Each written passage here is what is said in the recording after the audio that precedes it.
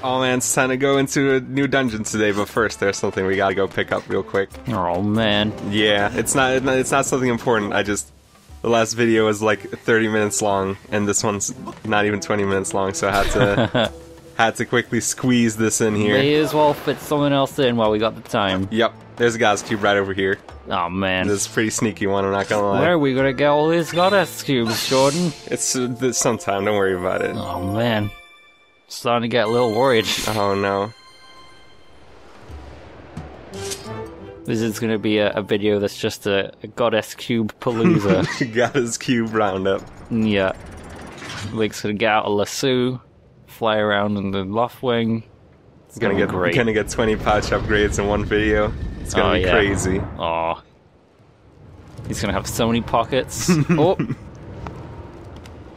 I do like that little touch. Like the fact that like the hot air hits him, he's like, oh yeah, that is hot. good. No, like when you open the oven, fuck that shit. Seriously. Well, my oven's really low, so I don't really. I would only feel that on my legs. I get out of work when I open the microwave. I use the microwave at work. Well, the microwave's all the way up, so I don't have that problem either. Yeah. Got the top tier kitchen, let me tell you. Yeah. Sounds like you do. Earth Temple, not the Fire Temple, for whatever reason. I really like these elephants at the start. These are pretty good elephants. Usually there is a Fire Temple. Yeah. Second. That seems right. Yeah, and that is what this is, but it's called the Earth Temple for whatever reason. I guess lava is Earth, just very hot and not solid, but yeah. Yeah, not uncooled down Earth. Yep. Yeah, this dungeon, like most of the dungeons in this game, is a pretty good one. I actually, at first, when I was like thinking about this game before we started recording, I was like, I don't think I like this one so much. But now that I've gone back to it, I think it's actually pretty good. I think usually lava dungeons tend to be pretty solid. Yeah, unlike the lava. Ooh. I think the lava dungeon from the Fire Temple from Twilight Princess in Death Mountain's pretty good. Yeah, that one's pretty good too. Yeah. Except for the item that you get in that dungeon, which is pretty lame. The iron boots? No, it's the bow, right? No. Oh no. I think you do use the iron boots in that dungeon, because that's the one where you go like walk on a ceiling and it's all magnetic and stuff. Yeah. Yeah, so I don't think it is the bow. You wouldn't give you the bow and the iron boots in one dungeon, would they? I think they give you the iron boots before that. Whatever. It does. Oh man, it doesn't even matter. No, it does. We just should just stop making fools of ourselves. Everyone's gonna be yelling at us. Yeah. So I have a door right here. Unfortunately, it's closed. But with the power of motion controls! Exclamation mark. I mean trademark. Oh no. We can open the door. But wait a minute. Oh no. We cut the two ropes and it's still not all the way open. It looks like motion control is not quite powerful enough. Yeah. You need to get an upgrade. Exclusively at the Nintendo store. And then I plug my PlayStation Move into the Wii U. Now it works.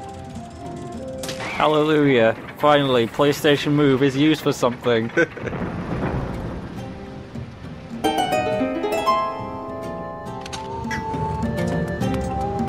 So it's time for us to meet a new enemy, as Fee helpfully tells us. Yes. I can't be the only person who saw the PlayStation Move and just went, that's just a Wii remote with a ping pong ball taped on the end. Yeah, it really is. But yeah, new enemy, Lizalfos. Lizalfos! They have a bunch of different attacks, but most notably, if you try to slice them, they'll just avoid you, and then they'll put their arm in a certain position, and then you have to attack them from a direction that's not that position. And they have two attacks. They have that spin attack, if you just kind of wait really long and don't attack them, and if you hit their arm, they do a sick uppercut. And also they drop their gross tails when you kill them. Oh man. Well, better put this severed tail in my pocket. You should be able to use that as a weapon, just like sort of spin it around and then throw it, but unfortunately that's not in the cards. Oh, that's messed up. Yeah, I know. Lizalfos are always great enemies. I love them. Yeah. There's also a different enemy right over here. This is the Spoom. It's called what now? Say please. A Spoom. A Spoom? Yeah, they're always found in lava, and they, if you sit around near them for a while, they'll start shooting little fire projectiles at you. And you know that when the game gives you Deku Seeds, there's something that's got to be shot. So let's look around and see if we can find it. It wasn't that wall, though. Oh man, I think I found it, Jordan. Oh. Actually, it was that fire keys in the distance. Spoom, no! I thought he was gonna hit me. And now he's really surprised by that structure breaking. I remember this. This is... Now we're gonna walk around on a ball. This is like our main form of transportation in this dungeon. It's pretty neat, I guess. This is like the less bullshit version of that ball from Mario Galaxy. Yeah. Yeah, unlike a lot of things in this game, it's not motion controlled. You just walk around with the control stick while you're on that.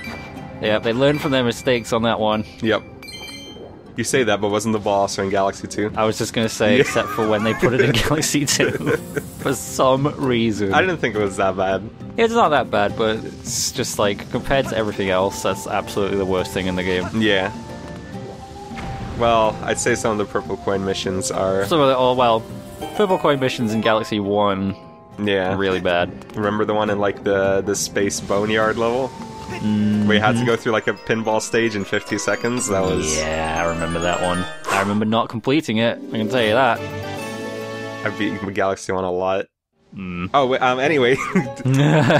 We got a golden skull, which can be dropped by Bokoblin rarely, but you can also find them in treasure chests. The bottom row of treasure is dedicated entirely to a rarer set of treasures that are more difficult to find. I remember getting really stuck on this part. Yeah. Yeah, this is a pretty large room, and it can be a bit confusing, but if you just take it one thing at a time, it's not so bad. Man, fucking...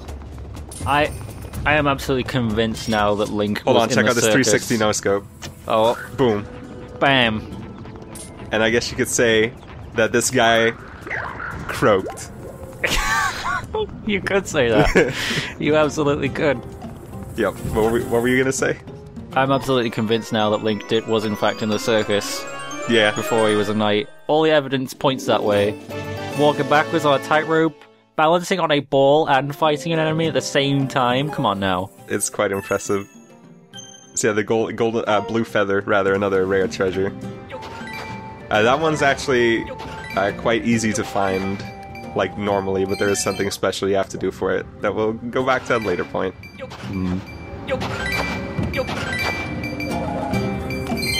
I think I'd say Elden Ore is actually probably the most difficult treasure to find. Huh. Because besides like the amount of them that can be found in just treasure chests, there's also just other than that you can only find them in the ground and you have to grind for them a lot. But you also don't need that many of them, so it's okay. Yeah. So now we have these buttons on the side of the platform, which are the main thing that we're like trying to get done in this room. You gotta find a way to get up there, but But how? there's gotta be another button somewhere else, and we're gonna go find it. Yeah, I think this is where I got stuck. Alright. Yeah, this is where I got stuck, because I pushed the button in and was like, oh, I thought that would, like, finish it. I was like, oh. Yeah. And I assumed that, like, if I moved the ball, that would, like, deactivate the platform. Okay, yeah, that makes Yeah. sense. That's unfortunate. And then when I got, finally got sick of rolling around this fucking room for hours, I looked it up and I was like, oh. Yeah, that's one of those things where, you just assume something and then you never consider that it's wrong, and that's why... Maybe you're overthinking it. Yeah, and that's why Zelda dungeons can take like 2 hours to complete, and Yep. the total amount of video for this dungeon's really only 40 minutes long. Anyway, it's our boy Led again, and he's in trouble. He really beefed it this time. Oh, man. Aw man, he dropped his bomb bag.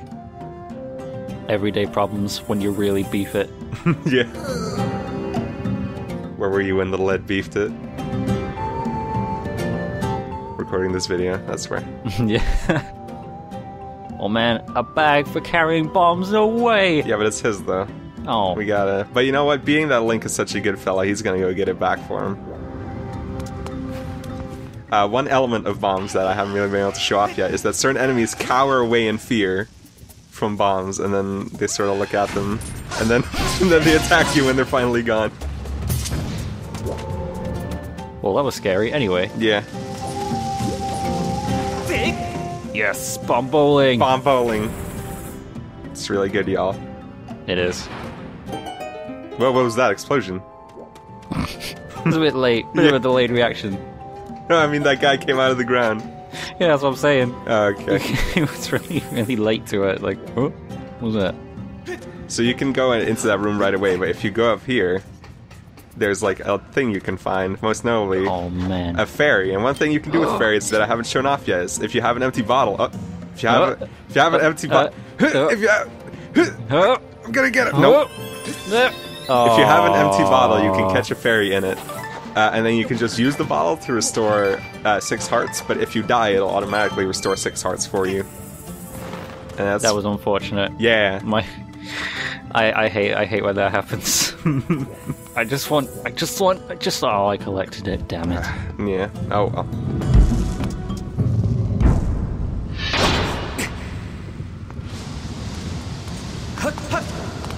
Oh man. I really like this bit right here where they sort of like, you know, crack their shoulders and their knuckles, because it makes them feel like more than just enemies and makes them feel like actual creatures with thoughts. Anyway, mini-boss of this dungeon, TWO Lizalfos. Another attack they have is they can breathe fire. And but that's not really an attack they use all that often. I'm not even sure how you're really supposed to trigger it in the first place. So does that make them dragons, or...? I guess. I really do like this room. It feels like a real throwback to the Dodongo's Cavern mid-boss. Yeah. Because it's basically the same setup. Yeah. Fighting TWO Lizalfos at the same time can be pretty tough, because sometimes they just like refuse to split up, and fighting 2 at the same time is really dangerous. One thing I'm slightly sad about is that they didn't play the Lizalfos music, or the mid-boss music from Ocarina of Time when you came into this room to start the fight. That would have been great. Want to get that tail? Please. No. No. Dang it. Oh, is it gone? Not still there. Is it gone forever? Yeah, it's gone forever into Link's pockets. Oh, there it is. There we go.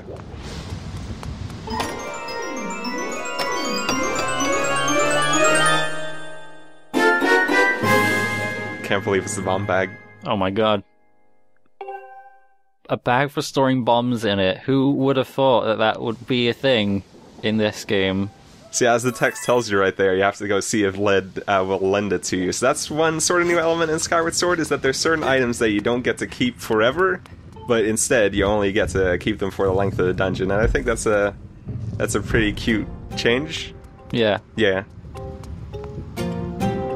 Well, I mean, technically we were lending that sword that we had at the beginning of the game. That's true. And also, technically, the sword we currently have doesn't really belong to us either. Yeah, I guess you're right. And I think, if I remember rightly, the Kokiri sword in Ocarina of Time, the text box in that says you're borrowing that for a while, too. Yeah. It's like, it's not yours, but you could borrow it for a while. That's messed up. AKA the rest of the whole game. Link's just doesn't really know about possessions. No, he just doesn't understand. And by the way, I'm a liar. Actually, he gives us the bomb bag. We get to keep it forever. We really had you going. I like the way the bomb bag looks in this game. Yeah, it's nice and charming. Although one thing that's weird, like now that we can put bombs in our bag to keep with us, there aren't any actual bombs in Skyward Sword in the classic sense. There's only bomb flowers, which you can just pick up and put right in the bag. And that's nice, but it is weird that you can't really just pick up bombs from, like, breaking pots and stuff like that. Yeah. I think I kind of prefer that, though, because that way you know if you need bombs, you're always going to get bombs. Yeah, whereas in that's past true. Zelda games, you would just go around cutting grass like, I need bombs! No, not money and hearts! I need bombs! I agree, although yeah, I will say that sometimes, like, it can take... It takes a little too long to pick up bomb flowers, because we can hold a total of 10 now, and if you have 0, stocking back up to 10 takes a while. Yeah.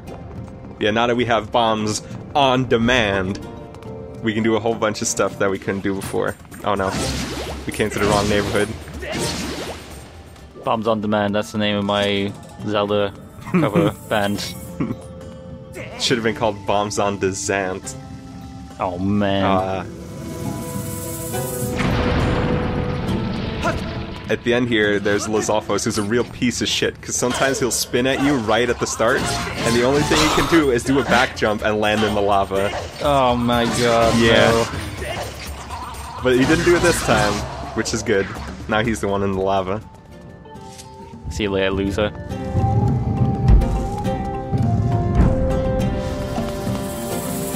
Another good thing now that we have the bomb bag is that we can actually kill spoons by just throwing bombs at them. The blast radius for the bombs is pretty big, and when they land in the lava, they immediately explode. So it's not too hard killing them with it. I can't get over the name Spoom. I'm Spoon still. is a really It's a really good name. Some kind of bamboo thing that goes spoon. Oh man. This platform takes really long to go up and down for some reason. Because this room is so small and contained. It takes a while for the lava to go up and down. I think the first time I was in this room, I expected the platforms to like sink slowly into the lava. Yeah, they do kind of look like they would. So right here, some weird shit happens. Well, let's just call it what it is. Slam dunk. Whoa! Sick. Yeah. Link wasn't just an acrobat. Previously, he was also a professional athlete. And we got the dungeon map. This dungeon map, I find, is really easy to miss. Sometimes when I play this game, I just completely forget that it's there. And you don't need it, because the game is pretty linear. Or this dungeon, rather, is pretty simple for the most part. Yeah. Although it does give you a pretty big hint as to where to go next, so if you have trouble figuring that out, then... Yeah. So yeah, if we look at the map, we can see that there's on the far right side of the room, there's a little X right here, and then there's a whole passageway behind it. So let's go see if we can find out what's going on over there. Let's get rolling. Yeah. I also like the music in this dungeon a lot. It is good. It's very, I see people sometimes like as a criticism to this game say that some of a lot of the music isn't memorable. Yeah. Which, for area music, I think that's okay. Like, that's a valid criticism for that. I don't think dungeon music should be... necessarily has to be memorable. Yeah. I mean... Yeah, I couldn't really tell you what the dungeon music in, like, other 3D Zelda sounds like, really, either. Especially... I keep bringing up Ocarina of Time, but, like, it's a good example. In Ocarina of Time, a lot of the dungeon music's not really even music, actually. Like in Dodongo's Cavern, it's just kind of ambient noise. The X on the wall was a crack. Yeah. And in especially inside the Deku Tree, that's not really music either. It's just kind of, Honestly, I think the only dungeon theme from a 3D Zelda, at least, that I could hum from memory is probably Stone Tower Temple from Majora's Mask. Oh yeah, no, that's a great song. That's a really good song. And I also think that's the best dungeon in the 3D Zelda, so maybe the music should be memorable after all, who knows?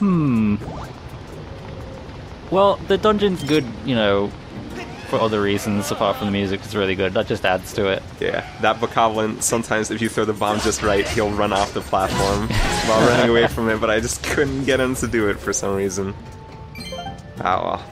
So now how are we going to continue beyond here? Oh man. Oh man. It looks like there's a passageway right in front of it, in front of us. Sick kickflip with the boulder up onto the platform. Or just, you can do that. That works. Oh god. No. Where were they hiding inside the rocks? I guess they were. Or they were just behind them. Oh yeah, I guess so. So right here, if you have a keen eye for detail, you might notice there was a thing we just passed by. It's a little statue. Ah. If you send the beetle in there, you get some pretty sweet rewards.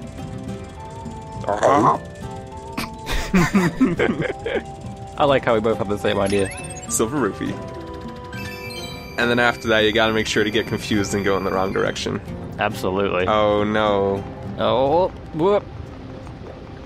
It's okay though. Next time we'll go in the right direction, maybe. That's okay.